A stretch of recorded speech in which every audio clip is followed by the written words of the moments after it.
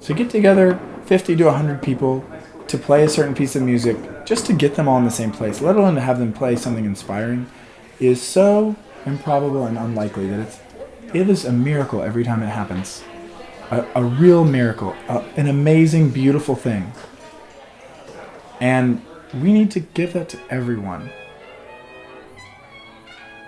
I wanted an orchestra that represented the community that we lived in, that served the community, that was free to participate in or listen to, and that was as fundamentally as accessible as possible. Whether that meant where people, how they got there, how easy it was to see it, how much the people in the group or the music that we played looked like the people that we lived with. It's not enough to just passively want there to be change in the world. You have to actively do something. I love orchestras, and yet I'm so tired of the way that orchestras have grown, sometimes so institutionalized and unnecessarily, fundamentally inaccessible.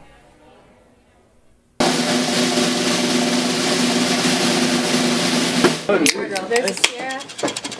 we go. Here we go. For memory. Look at me. 1, 2, 3, and.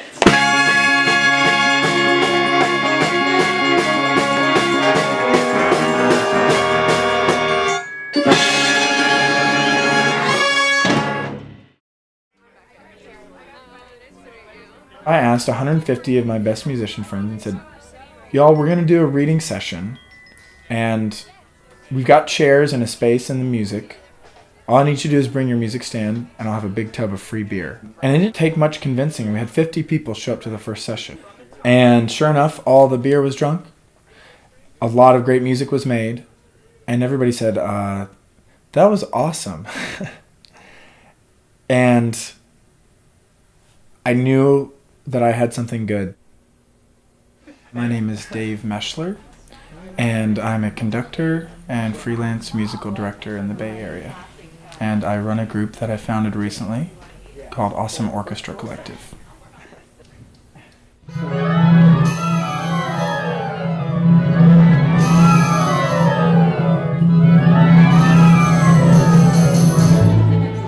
It's slowly grown from this just random thing, like a party that I put on at my house for fun, to, a monthly institution that people say, when's the next one? When's the next 4? Can you tell me the next 6 months, Awesöme Orchestra? Because I don't want to plan anything so that I can be there.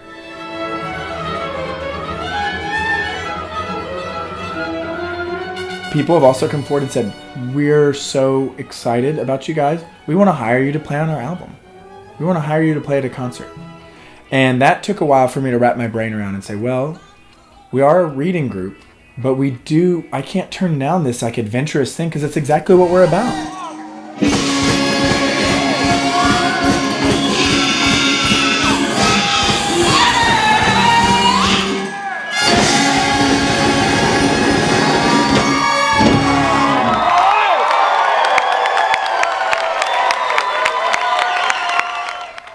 As long as there's an adventure to be taken and it needs an orchestra, we'll be there.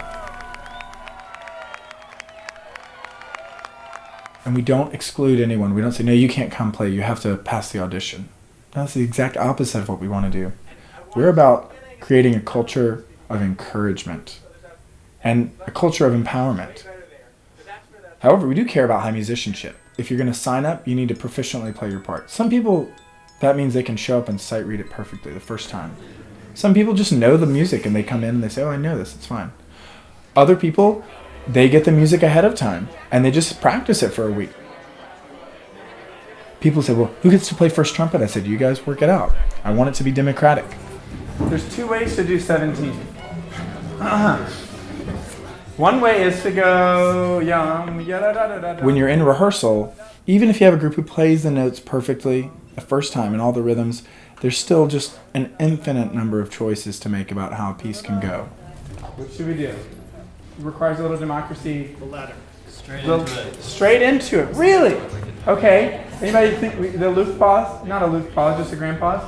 Grand pause, raise your hand. I think the role of the conductor is sometimes like a politician or diplomat, in that you're making decisions for other people, sometimes with other people. I hate to stop a piece that's going well, but... And, you know, they're your constituents. You have to please them. You have to get them inspired. It's the job of the conductor to know the music better than anyone in the room. When a decision needs to be made, they can justify it. So right now we're kind of getting boom, and it's the group will reflect anything that the conductor does. And so if the conductor is tired and sick and not that inspired, the group will sound that way, no matter how good they are. And if the conductor is passionate about the piece and excited about it and knows it well, then it'll be like a surge of electricity through a group.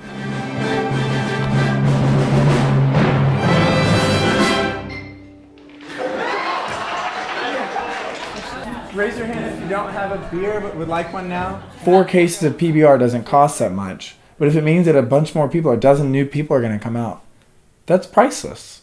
It's something that not just loosens our inhibitions, nobody gets drunk at these things, but it sets the tone and says, hey, we're a relaxed group.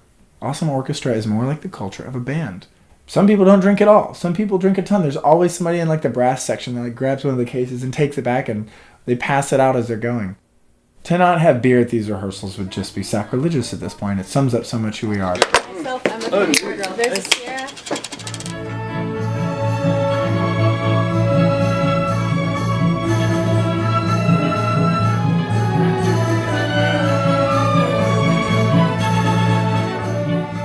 They're doing this to share a part of ourselves with each other. And so it's not about the music, it's about each other.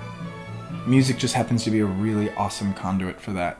And so when I realized that, I realized how important it was to make music with people that you care about.